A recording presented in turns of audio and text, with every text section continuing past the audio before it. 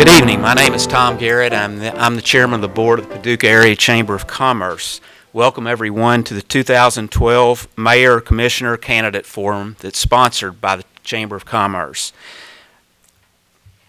Before we begin tonight's program, I want to remind everyone of the Tax Reform Commission public input meeting that will be held Tuesday, May 29th from 6 to 8 p.m. at Paducah Tillman Auditorium. This is an opportunity to share your thoughts and ideas on what should be done to make Kentucky more business friendly. Now to continue with the forum. The Chamber of Commerce, though it does not endorse individual candidates for office, it felt it was important in particular this year to give the candidates for mayor and city commission the opportunity to speak to the voting public about the issues facing the city. This was important this year and for several different reasons. First of all, we have several new faces running for office, and we thought that it was very important that those new candidates, along with the incumbents, have the opportunity to speak directly to the public about the issues facing the city. Also, there are very important issues that are facing our city in the upcoming years, and the voters would need to hear from the candidates in order to make an informed decision. This forum is being taped tonight for rebroadcast on Government Channel 11 by WKCTC Television, and there is a schedule in the registration table in the hall. A link is also available tomorrow on the city's website. In addition, WKYX and WKYQ are streaming the forum live on www.westkentuckystar.com and on 94.3 FM and 570 AM. Because of the large number of commission candidates, a pre-forum questionnaire was sent to each candidate. Their responses with their bios as well as the bios of the mayor candidates are on the registration table as you entered tonight. Responses will also be posted on the West Kentucky Star website. Serving as our moderator tonight is Bill Bartleman, a former political reporter for the Paducah Sun and currently the Director of Community Relations at Mid-Continent University in Mayfield. Bill, I'm going to turn the program over to you. Thank you. Thank you, Tom. There are 20 candidates have filed for Paducah City Commission, and 14 agreed to be here tonight, and 13 showed up. They have been briefed on the ground rules. They are not allowed to have notes with them. They're not allowed to bring any notes, but they're allowed to have pen and paper to take notes during the forum, and we have provided that paper. If anyone shows up with notes, I see some people have some notes, you need to put them under anything you have. You're going to have to put them under. You're not allowed to read notes and read anything. You have to answer your questions spontaneously.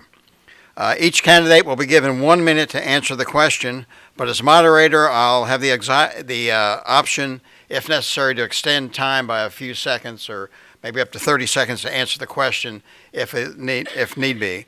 Candidates will be interrupted if they stray from the question and try to go on to another topic, or if they start criticizing another candidate.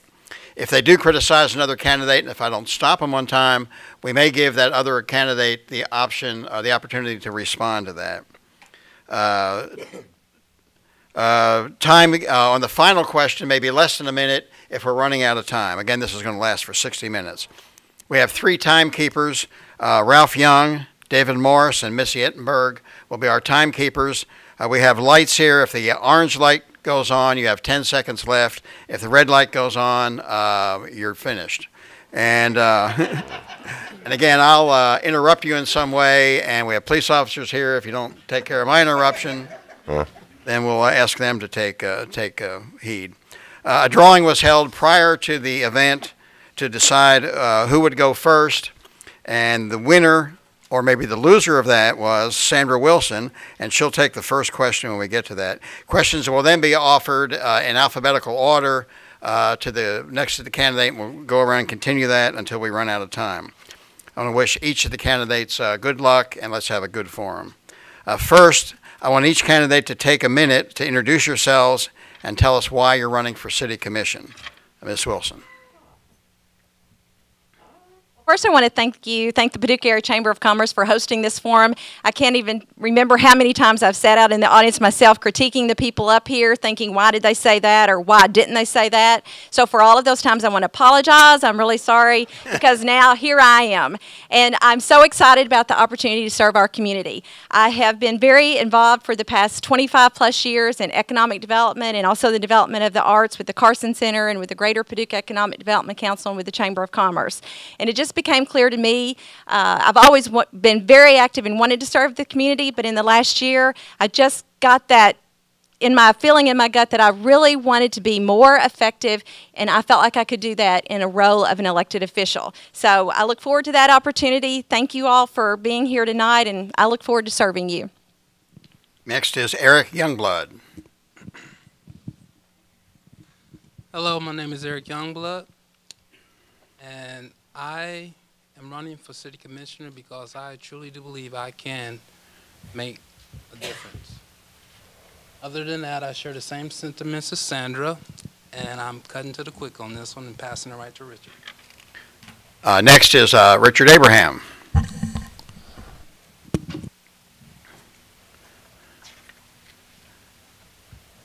We're fortunate to live in a community where the residents will elect a few people to represent them. Those 5 people, when elected, will set tax rates. They will set the property taxes. They will deal with an array of different responsibilities. I've been honored to serve as City Commissioner, and I will look forward to serving further if I'm elected. Paducah is a wonderful place to live with a wonderful bunch of folks, and I can't think of anything more honorable than to represent my fellow citizens. Robert Cherry Jr. Hello, I'm Bob Cherry. I'm running for City Commission. Main reason I want to be on the City Commission is so that the voice of the citizens of Paducah can be heard. The problem is right now a lot of the people have brought questions to me and have asked me to ask a bunch of questions to find out the answers that they haven't heard in the paper or anywhere else. And I felt it necessary to just come and let my voice be heard. I've been kind of concerned about downtown Paducah. I've owned a lot of property in Paducah. I'm a current resident, and I just recently took retirement, so I have the time to serve, and I'm looking forward to working with the citizens. Thank you. Jeannie Embry. Hi, my name is Jeannie Embry, and I'm a Paducah native. I've been very blessed to have been employed with CSI, Computer Services Incorporated, for the last almost 20 years. Paducah has some wonderful amenities. We've got some great things going on here. However, we're losing population. Our economy's flat. And there's a large number of folks living in poverty here. So I'm running for Paducah City Commission in hopes that I can help change things in Paducah. I want to improve the standard of living for every resident here and make Paducah a better place to live, work, play, and raise a family. Mark Fogelsong. Thank you. I'm Mark Fogelsong. I own and operate Atlas Roofing, have since, 28 years. I'm running to hopefully make a difference and be there for the public. When they need something, I'll be their ear. I'll listen to them, and hopefully we can make a difference. Thank you. Thank you. Carol Galt. Thank you. When I ran for my first term 4 years ago, I had worked in downtown development and been a business owner, and felt I could make a difference serving in city government. And I quickly learned it wasn't that easy. And so I would like the opportunity to continue that progress. It takes a joint effort, and it takes a lot of people working in the same direction. And I would love to continue to represent the citizens and work with a new group and continue that progress. David Guess. Hello, my name's David Guess. I was a city commissioner for 4 years, enjoyed it. You just feel like you want to make a difference. Every vote I took wasn't a popular vote, but it makes just makes you realize that, as Richard just said, that the 5 people set the precedent for the city. And I've been self-employed for the last 20 years. Grew up in Paducah, went to Murray State, didn't want to do anything but live in Paducah, and I hope to make Paducah where my kids will want to live here when they get out of school. Thank you. Thank you. Reverend Ronaldo Henderson. Good evening. I arrived in Paducah in June of 1992, and it didn't take long for me to fall in love with the city of Paducah, with its people. And anything that you love, you want to add to it. And so therefore, I'm running because I want to add to the city of Paducah the gifts and the skills that I believe that God has given me. Those gifts and skills being visionary leadership and administration and compassion. And so I've served in other areas for the last 20 years and look forward to the opportunity to serve in this capacity. Thank you. Thank you. Alan Rhodes, Jr. I'm Alan Rhodes. I want to be part of the City Commission because I love Paducah, because I think Paducah deserves to have the very best government it can have. I'm pleased with the turnout that there are 19 people here and 14 or 13 tonight. I have a wide business background and a background of 10 years at Paducah Tillman, so I think I can visit with a lot of people on a lot of levels. And just thanks for holding this, and glad to be part of it. Frank Schuler. I'm Frank Schuler, and I've lived in Paducah for the last 30-plus years, and during that time I've been involved in a lot of charitable and civic organizations, and I think that working or being on the City Commission would give me the opportunity to have a larger impact on some of the things, the workings of the city, and that's why I'm running for the commission. Thank you. Peter Stein. I retired in Paducah about 5 years ago from international marketing, and I'm not a politician, but there are major changes coming about in the city and the county. We've got major challenges with USEC closing down, and my experience that I've had in the past might help, or maybe I can be in a position to help the city to fill that gap. Thank you. Lennis Thompson.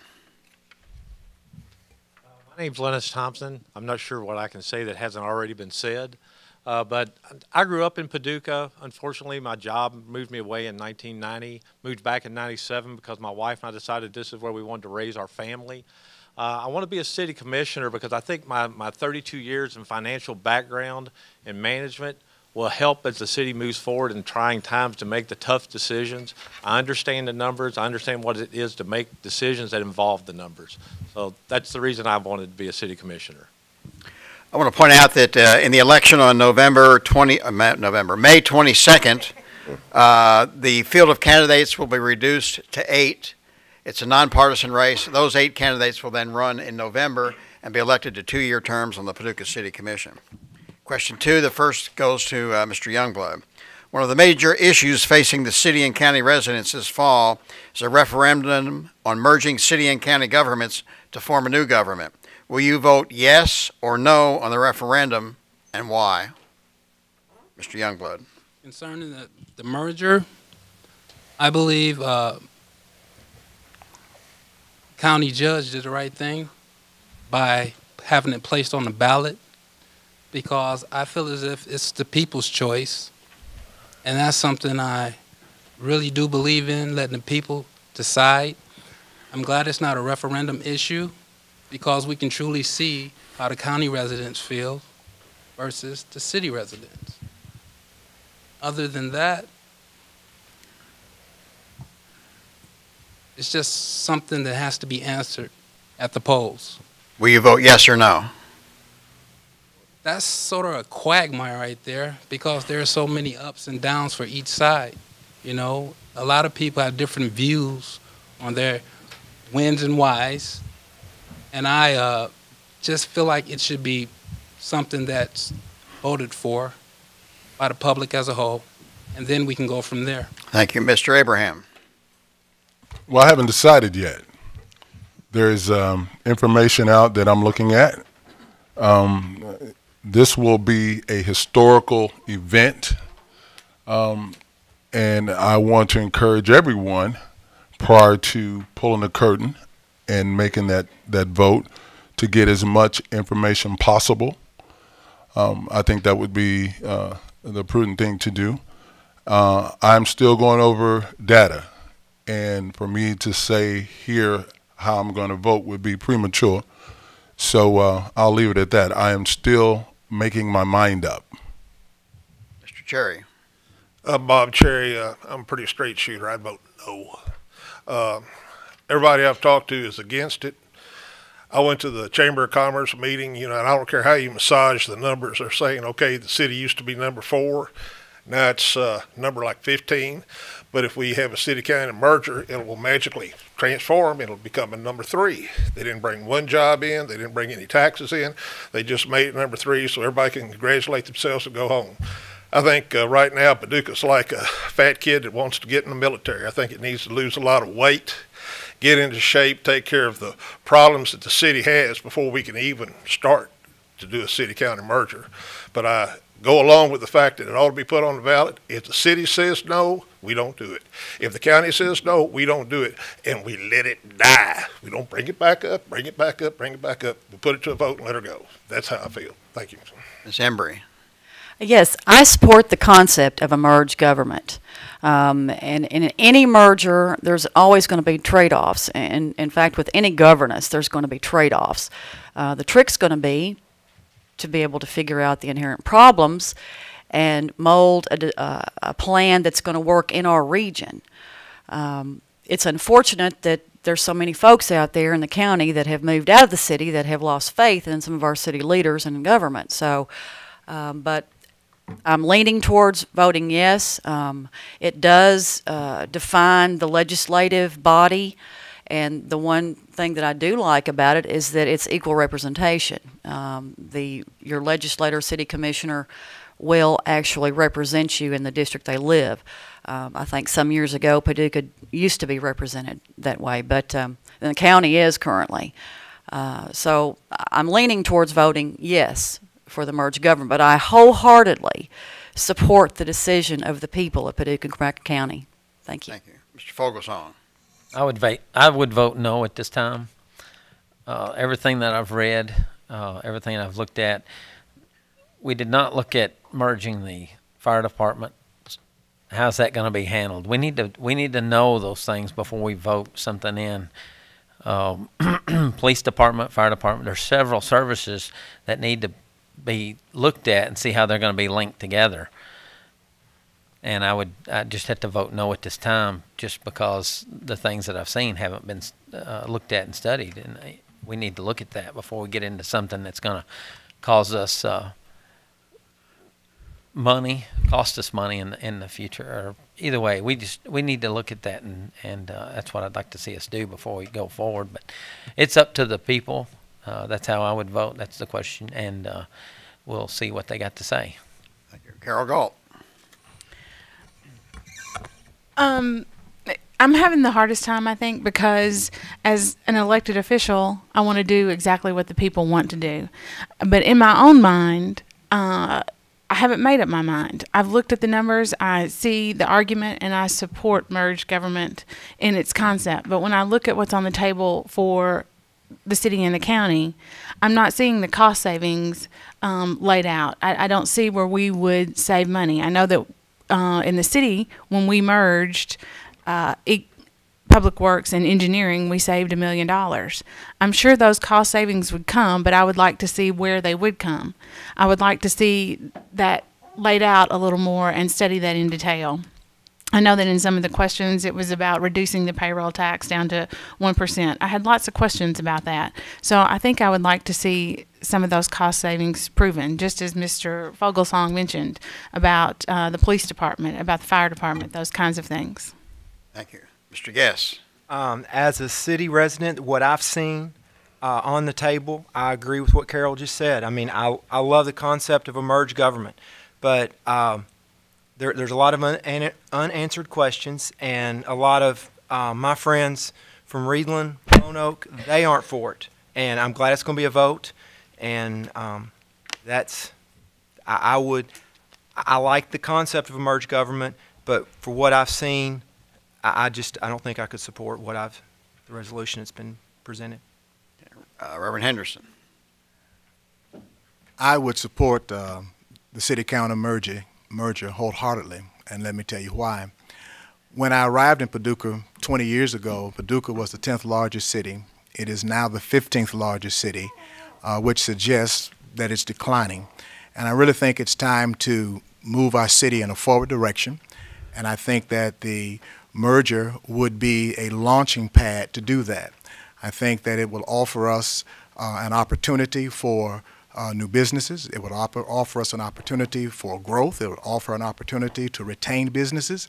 And one of the things that I even take personally, it affects my own congregation. Many of the young professionals of my congregation have left in droves simply because there is nothing in Paducah for them. They can't grow here. And this merger will give that opportunity for growth. Thank you. Mr. Rhodes. I am not for the merger. I don't think that the merger is the panacea that we want for the city of Paducah. Because we merged, the city doesn't get any bigger.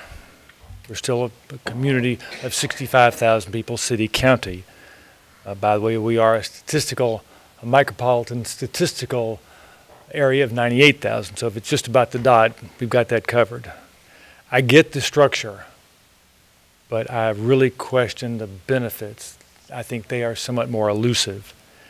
And maybe finally that I think a small government of a mayor and 4 commissioners is maybe the best, most personal government to the citizens of Paducah, as opposed to a larger government. Thank you. Mr. Schuler. Well, I believe that I do support the proposed merger, at least the broad outline of the merger. And as I understand it, that is all it is at this time. And you know, if there's talk about how that will make it, you know, just increasing the population from 25,000 to 65,000 makes us eligible for more federal and state grant monies, and for that reason alone, I would think that we would want to be for it. And you know, there is the promise anyway that it may make us more attractive to prospective employers. You know, as I believe Mr. Henderson said just earlier, we seem to be losing population in the city of Paducah, and we have to do something to reverse that, I would think. As far as the details of the merger, I would hope just that the voters would pay attention to what's going on, and if they see anything they don't like. Thank you. Mr. Stein. I've read the final draft of the charter for the new government. There's 2 things that bother me there. Number 1 is the Charter Council executive. If it's somebody that gets voted in from McCracken County, they have the sole power to set the agenda, and that worries me. Second thing that worries me is the way that the precincts have been set out. We have 12 charter councillors, and by looking at the new redistricting, it appears that we've only got about 3 or 4 representatives on this side of the highway, and that worries me. And if it's done in the spirit of survival, it's by consolidating the governments, it's not going to work, but if it's in the spirit of growth, it will work. Thank you. Mr. Thompson. With the plan that's on the table, I'm kind of like a lot of the other candidates. I still have some questions. I need answers. I'm still researching. I think the fact that I've heard both sides of the story, that it'll help with economic development. I think that's a great thing, but that can't be the only reason we do it. We've got to make sure that we don't raise taxes, we don't cut benefits, we don't cut the services we provide. We've got to, the whole purpose of a merged government to me is to make it more efficient. And I'm still researching. I'm not sure I see any of that in this plan. So, I mean, at this time, I'm still up in the air. But I think when it comes time to vote, I think, to me, that's a personal decision, just like everybody else sitting out here, and I'll vote when I go in and pull the curtain. Ms. Wilson. Absolutely plan to vote for the merger. I believe that the population growth that we would have from that will help us to be so much more influential with our state and federal officials. Being third as opposed to 15th would absolutely give us more influence. When I was in a program called Leadership Kentucky, we traveled throughout the whole state of Kentucky in the late 1990s, and we went to a lot of different cities. Paducah was one of the largest cities in the state then. Now we're behind Henderson and Hopkinsville and Nicholasville. Without a Garmin, how many of you could get in your car tonight and drive to Nicholasville, Kentucky? And so I believe it would allow us to be more influential with economic development growth. We'd be able to recruit companies, especially some that absolutely look at your population before they will even consider you. That in itself would increase our population for the city. And most importantly, it would give us a united front. What happens in the city impacts the county, and what happens in the county impacts the city. And to have a united front would be a great thing for our community. Thank you. This next question, the first one goes to Mr. Abraham. Should the city continue to be a partner in the ownership of the convention and expo centers, and should city tax money be used to help fund those facilities? If you don't support it, who should operate it, and how should it become financially stable? Mr. Abraham. Well, I think the city and the county should partner and support the convention center. They've had some internal problems, as we all know. Their board is actively working through that process. When you look at the impact that the convention center has on our downtown businesses, economic impact to the city and the county, when you look at the investment that the city and county put into the renovation of that building, I feel that we should continue to support that to some degree. These times are lean, they're hard, and decisions will have to be made on where we move from there. But I think we should continue to support the convention center and their board to some degree. Thank you. Mr. Cherry? I feel that when the city turned around and bought the executive inn and then tore it down, the dozer should have just kept on going. If they had, we would have saved several $1 million that we did for rebuilding the building, thousands and thousands of dollars that have been kind of squandered away or stolen. We have a building there that is not really usable. It doesn't have a north, south, east, west overhead door that you could pull in to use it as a convention center. It's the wrong building and the wrong location in the city of Paducah. Now we've spent all that money, and then it's still on the wrong side of the flood wall. And we try to build that and think that the people will come, but they didn't. And so therefore I think that it should go out, just declare bankruptcy and sell that sucker to whoever buy it. I think Ronnie James could turn it into a great bingo hall. And I think it could also be used for a quilt show. You know, when that gets through, it could hold shell corn, but apparently it's not holding people for the conventions. Thank you. Ms. Emery? Well, statistically, towns the size of Paducah can't support convention centers, but I'm not ready to bulldoze it down just yet. I think there definitely needs to be some more oversight on the management of it, and I think the city and county should contribute to that effort. I think there definitely needs to be a push to get more, out-of-the-box thinking for it to earn its keep, if you will, because I don't feel the taxpayers need to bear the burden for 1 or 2 conventions a year, and I certainly don't think we need to rely on Paducah's economy betting on that convention center. But to answer your question, I do feel like that we need to continue the effort for now and try to push for additional shows or a full-time exhibit there. Mr. Fogelsong. I believe that they should be partners, and if we could get a hotel, I think we'd see drastic changes there. If we could get a hotel there that could bring other conventions, I think we could see lowering of the cost to operate it, and the city and the county would be out less money. Thank you. Carol Galt. Of course, I believe that the city should continue until we do get a hotel. And I think the key is a convention center hotel, someone that has expertise in managing such properties. Historically, properties like that do not make money. But Paducah has built the reputation on being an arts and tourism culture, an arts and tourism industry. We have built that up over the last 10 years. And I just read some statistics earlier this week that 530 jobs, I think, were created because of our arts and tourism industry, and I think it had a $25 million impact, and I would hate to see that go to waste because that does create another venue in that area. Mr. Guess. Sure, I think we should. It'd be nice if the city and county both supported it right now in the lean times. Hindsight's 20/20. A lot of bad decisions have, maybe not bad decisions, bad things have happened over there. But that's gone now. So, but we should, and it's like Mr. Fogelson said, we need a hotel in there that will defer the cost, and that's the problem right now. Thank you. Thank you, Reverend Henderson. It's no secret that the convention center has had some struggles these last year or so, but I certainly would suggest or would think that the county and the city would pull together and support the convention center with finances. It belongs to us. We shouldn't bulldoze it or throw it in the river.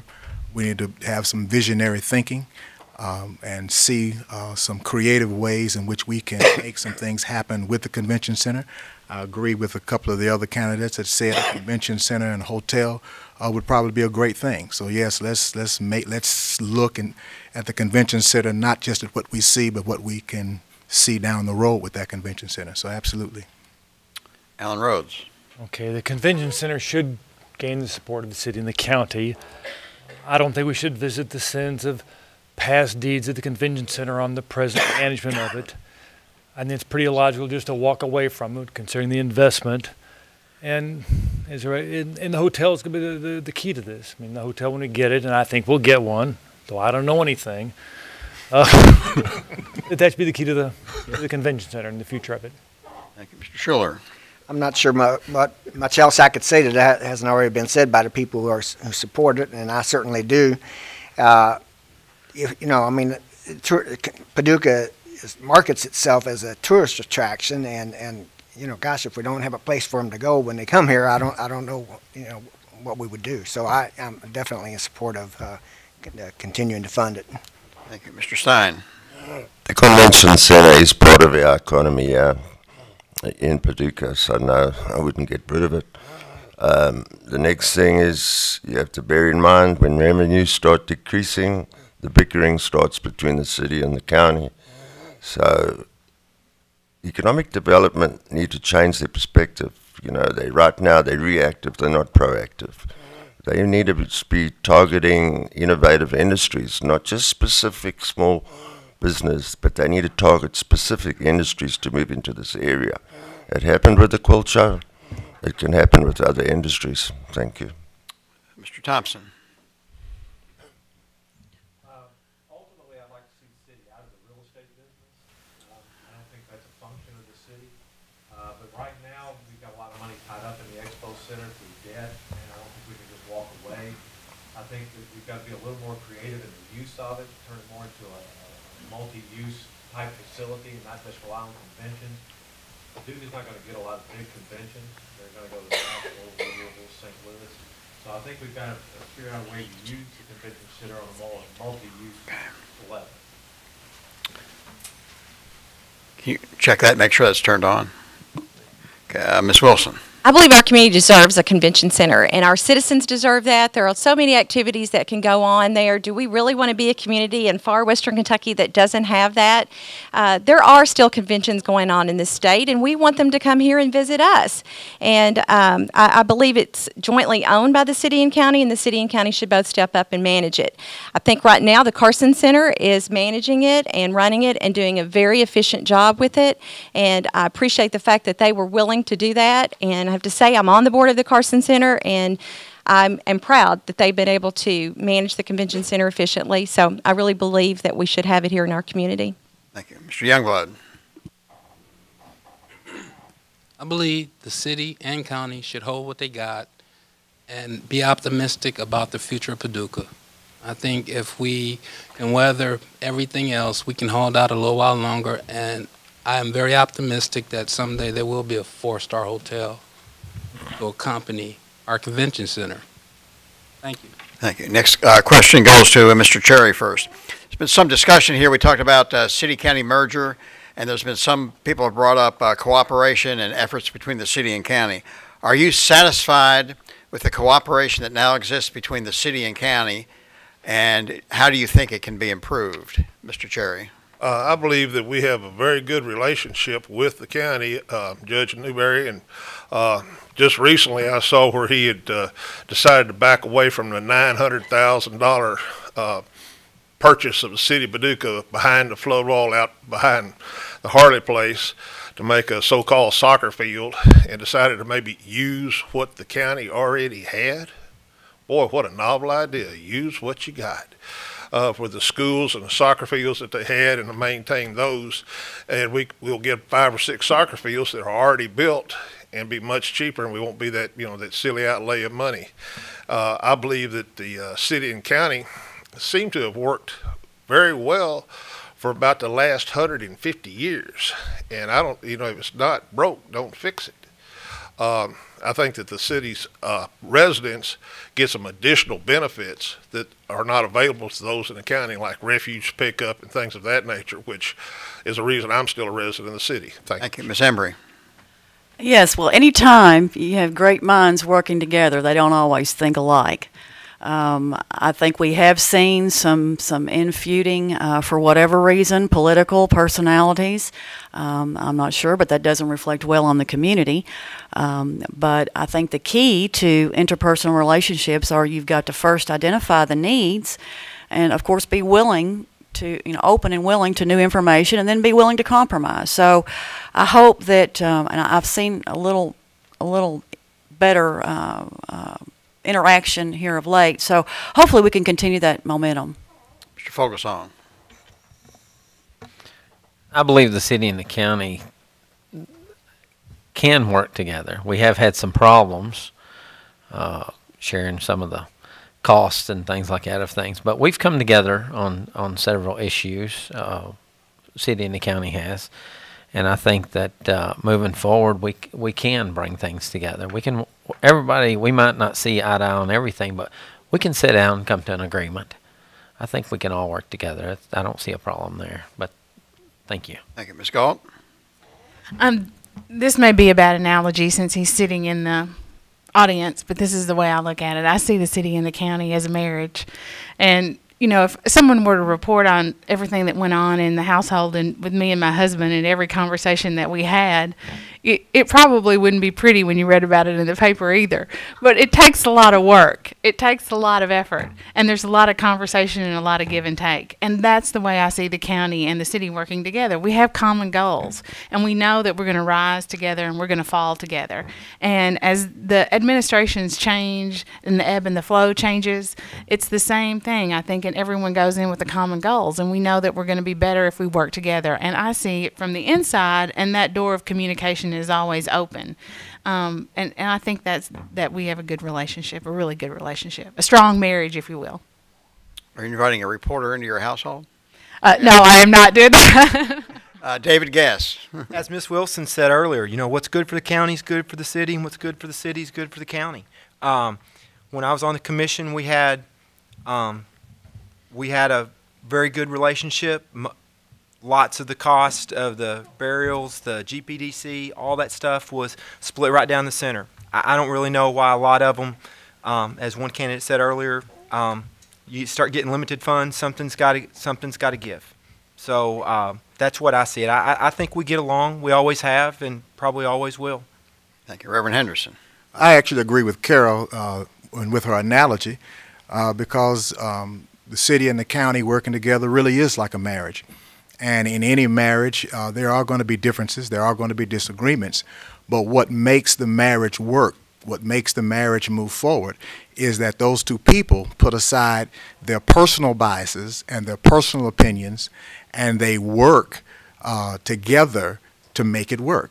They put a, and that really means that they make decisions for the household that will be good for the masses and not just for one. And that's what I see our city and our county doing, and I see that working even in the days ahead. Thank you, Mr. Rhodes. I guess since I'm not a commissioner, I don't know the inside workings. I know what I read in the paper. It seems like there possibly could be some sibling rivalry between the city and the county.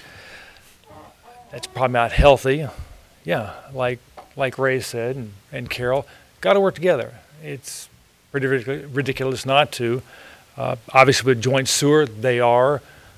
Could it be extended to, say, inspection or some other department? Maybe. So, yeah. Mr. Schuler. Yeah, I would agree with Alan. I don't know. I mean, you know, a lot of times it seems like you read comments in the newspaper or on the WPSD, and it just seems like people are talking past one another in sound bites and whatnot. And so I just think it's real important that the leaders of the county and the city just both remember that they need to identify what and agree on what's in the best interest of the community as a whole, and try to keep that as their primary focus so that we do accomplish things for the benefit of the community. Thank you, Mr. Stein. I'm not looking at it from a political perspective, but McCracken County are our neighbors, they are family, they're friends, and we've got great challenges. We've got fantastic, enormous challenges coming up in the next couple of months. And we have to find a way to see that that these challenges are met and that we can help each other. Thank you. Mr. Thompson. I view the relationship between the city and county kind of like a business transaction. We're sitting across the table negotiating. I think they do a good job. I think, unfortunately, we do hear a lot about the bad things that go on, but in any business transaction, there's always disagreements. And I think as long as we keep electing people on both sides that want to help the city and move the city ahead, if we can continue to have a good relationship and move the county and the city forward together. Ms. Wilson? When we are united, we can achieve greatness. And just think of some examples when that has happened. With the engineering school on the campus of West Kentucky and Community and Technical College, that was a priority for the city, the county, West Kentucky Community Technical College, Murray State, and the University of Kentucky, and now we have that. Think about the Carson Center. That was a united effort from our community. And most recently, the expansion for Murray State. That was a united effort. So I just believe that we can achieve more greatness when we work together. Obviously, we're going to have some differences, but can we not just walk across the street and talk to each other and try to work those problems out? I really believe that a merged government would also eliminate those problems. Mr. Youngblood. I believe. Move the mic up a little closer, please. I believe that the city and the county has had their differences. It's sort of like Wile E. Coyote and the sheepdog, but at the end of the day, they seem to get along after hours. And I agree with Sandra as far as the team efforts that they've put together on certain instances. And I think that at the end of the day, they seem to always work out their differences just in the nick of time. Thank you. Mr. Abraham? While everybody was answering that question, I was sitting here and I was thinking, we have short memories. Let me give you an example. Remember 2009 ice storm? There were people reaching out for each other. There was a lady on the radio asking for firewood, and there was a guy in a truck saying, you know, just let me know where she is, I'll take it. Where did they live? Who cared where they live?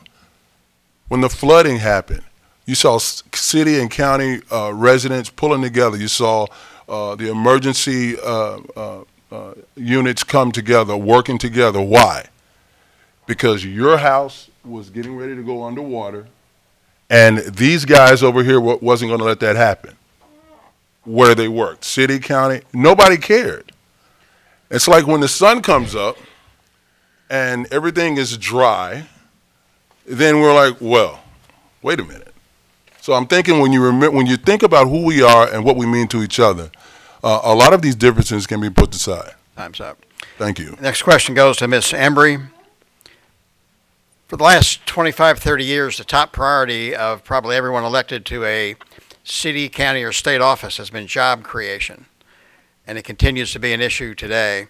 Name 2 specific things that you would do and support as a city commissioner to create jobs and keep young people in Paducah.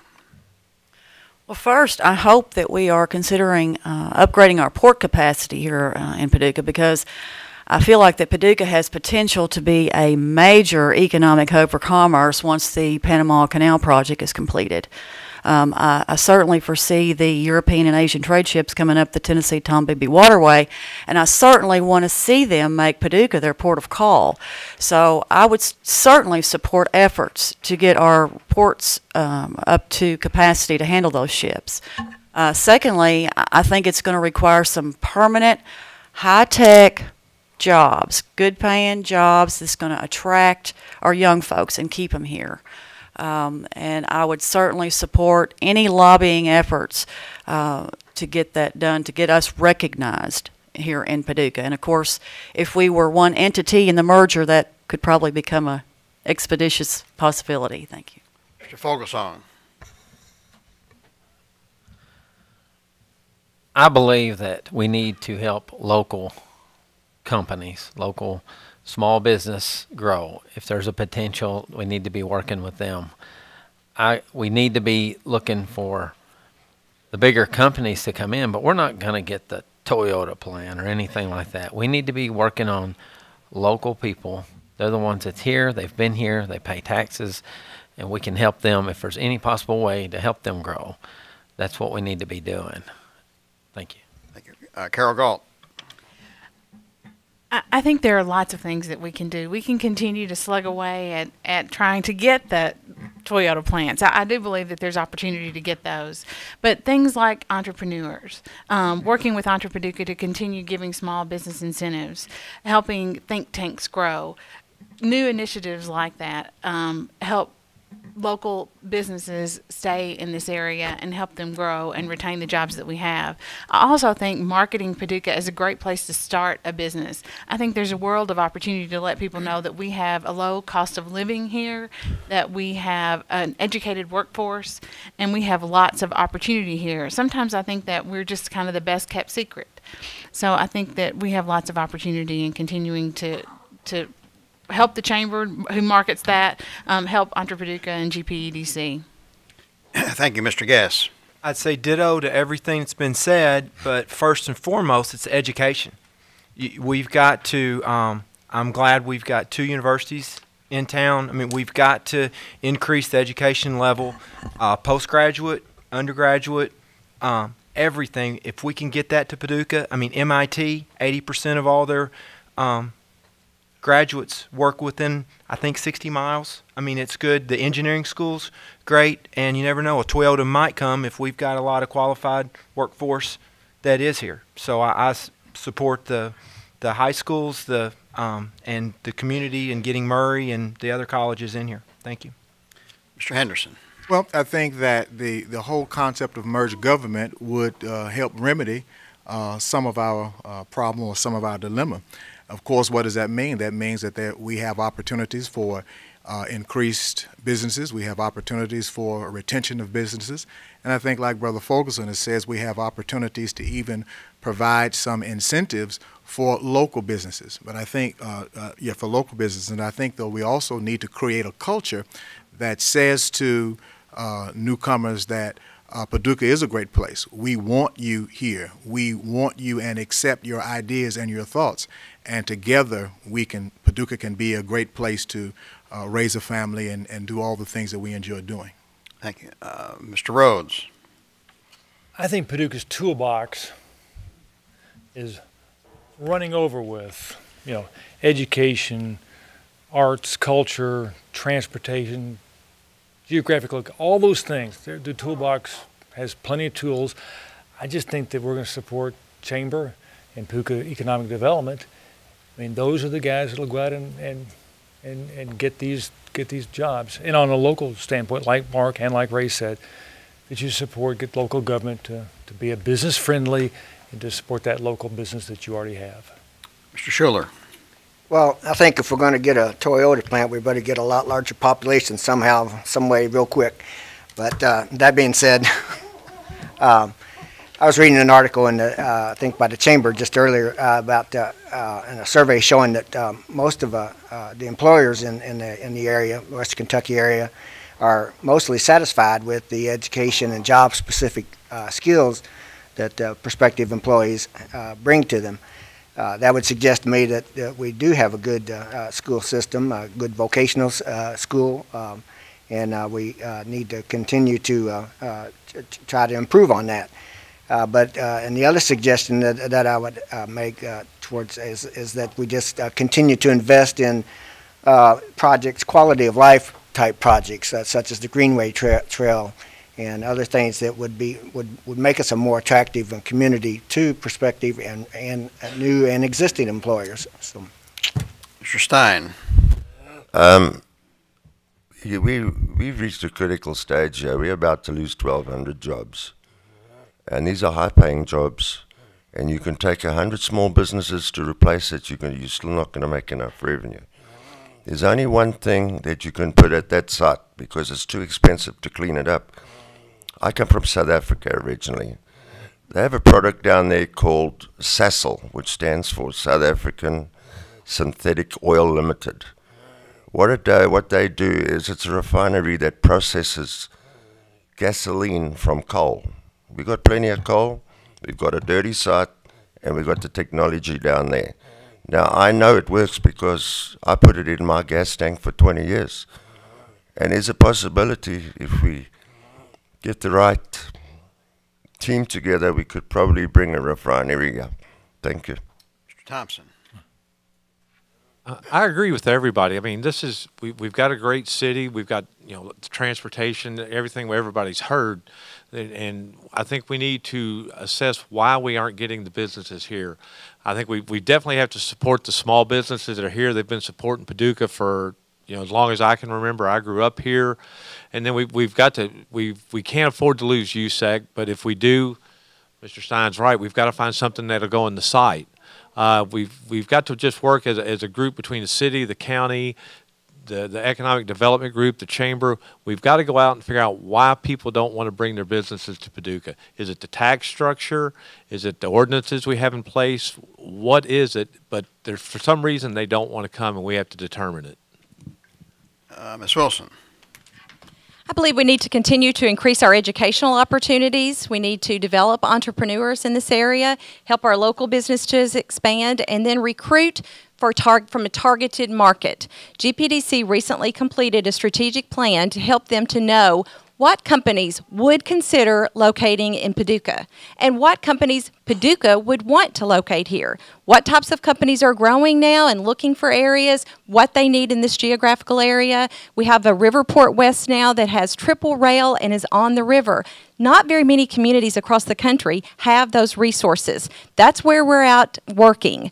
Specifically for the city, I would like to see us do a comprehensive plan study to make sure that we are business friendly. That is one of the things that I heard over and over during some of the talks about the merger out in the different communities, that perhaps we need to look and see and make sure that we're business friendly. And specifically, I would like to see the city hire a business development person to help local developers to develop in the city. Thank you. Mr. Youngblood. Our legislature has currently passed an energy technology bill as well as an energy efficiency bill. And like Sandra said, we also have the triple rail scenario going on. And we were allocated $7 million to work with. I think we ought to take advantage of the scenario or the hand that we've been dealt, and more will come of our situation. If we focus on what we ought to focus on, everything else will follow. Thank you. Mr. Abraham. We have so many tools in our toolbox to use. Just to echo what Alan said, I think I don't have any new ideas about that. I know that when you have a community college that's the top 5, top 3 in the country, and we have a plan, we're trying to put a plan together to become a community ready to work if I come in here and I have a specific skill. We have a technical college out there that could put young people to work doing just that. Paducah, businesses with 500 people or less that's the engine of our economy. We need to support that. We need to support that wholeheartedly. So we have a lot of things going on. There's still, the question is, why aren't they coming? Well, there's a lot of intelligent people in this room. We need to figure that out. Mr. Cherry. Yes, I think that the biggest holdback in the city of Paducah is the zoning. Now, I spent 10 years in Houston, Texas, that has no zoning. Fastest growing city in the United States. No zoning, that's why. Now, we need to deregulate the inspection department. Oh man, you talk about a bad kettle of fish there. You can't build a building inside Paducah. It'll cost you at least 30% more than to build the same building in the county. That's what's killing us. And we're having inspectors come in at the end of it and say, oh, you need to move the entire building 10 feet back that way. That doesn't work. We need to have a major overhaul in the inspection department. And there's six words that I hear from the planning department. I've had 30, 40 ideas and tried many things in the city of Paducah since I came in. The words are, oh no, you can't do that. And see, that's the problem. When you come in and you want to try something, you hear, oh no, you can't do that. That's what's killing us. Final question. This will be kind of a lightning round. You'll have about 30 seconds to answer this question. A few years ago, the payroll tax was increased by 0.5%. Originally, it was supposed to be a temporary increase. It's now been made permanent. Do you favor repealing or repealing that 0.5% tax and going back to 1.5%? And you have about 30 seconds to answer, Mr. Fogelsong. We cannot repeal the tax at this time, but in the future, we need to work on paying the debt down where we can repeal the 0.5%. If we did it this time, we've got too much debt right now from what I've read and stuff. We need to pay some of that debt down, get it manageable, and then we'll move forward from there. But I would like to see it repealed. Thank you. Ms. Galt. I disagree with repealing that. $4.5 million of those monies go into the investment fund, and that funds the revitalization of the neighborhoods. That it also helps with things. There are lots of things that it helps with, but funding the arts, infrastructure, there's numerous things that it helps with, not just debt, Mr. Fogelsong. But I don't have enough time to go into that. Thank you. Mr. Guess. Well, I have to watch it because I voted on that, and George Cirque and I were the only two that voted against it. I agree with what Mark said. It can't be turned over tomorrow. It can't be changed tomorrow because whatever money we have, we're going to spend, and I'm sure it goes for good things. But I'm for low taxes, and thank you. Mr. Henderson. No, I would not be in favor of repealing it simply because from what I see that there are some things, investments rather, that are made that can certainly take away from what we're trying to do as a city. So to repeal it now, I don't think would be a progressive move. Mr. Rhodes. Cannot repeal it. It's part of the economic development. We've just spent the last question about how to push economic development, so why cut the funding to it? Mr. Schiller. I agree that we cannot repeal it at this time. I'm not sure that we ever can. I think people have come to depend on the level of services that the city offers, and in terms of investments. I would not be in favor of repealing it. Mr. Stein. It all depends on revenues. You know, if we've got other revenue streams, eventually down the line, yeah, we could repeal it. Mr. Thompson. I think you're right. We can't repeal it at this point in time. I think at some point in the future we have to. It does go to pay debt, but it goes to pay for a lot of other things. There are some agencies that it funds. We need to make sure that we're getting the bang for our buck when we fund these agencies. You know, maybe we can progressively reduce it until we can appeal it in total. Ms. Wilson.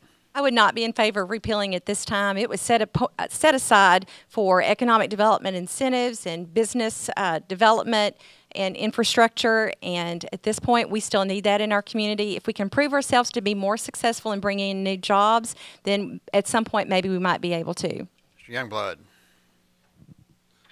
I would table it for further consideration because it's a very sticky situation from everything that I just heard as it went around. So it's something that would have to be pondered on, but I believe we should hold what we got, and if I had the opportunity to look into it more, I could give you a better answer. Thank you. Mr. Abraham. I would not be in favor of repealing it at all. No. Mr. Cherry. I would not be in favor of repealing it, but I would want to put the money into paying down the debt that the city has at this point in time, along with selling things like the Blunder Dome that they have and the piece of property outside the city and little things like that to help get us out of this hole that we're in. Ms. Embry. Paducah has one of the highest payroll taxes in the state of Kentucky. Our neighbors just to the east of us are, I think, at 1.3 and maybe 1.68. I realize that we do have debt, but I also realize that if we can afford to go out on a limb for $1 million piece of property in the county, then I think that 0.5% is not going to hurt the revenue stream, and I think that may bring in a few more businesses that we wouldn't otherwise have. Thank you. On behalf of the Paducah Area Chamber of Commerce, I'd like to thank each of the candidates for participating in this forum. Let's give them a hand.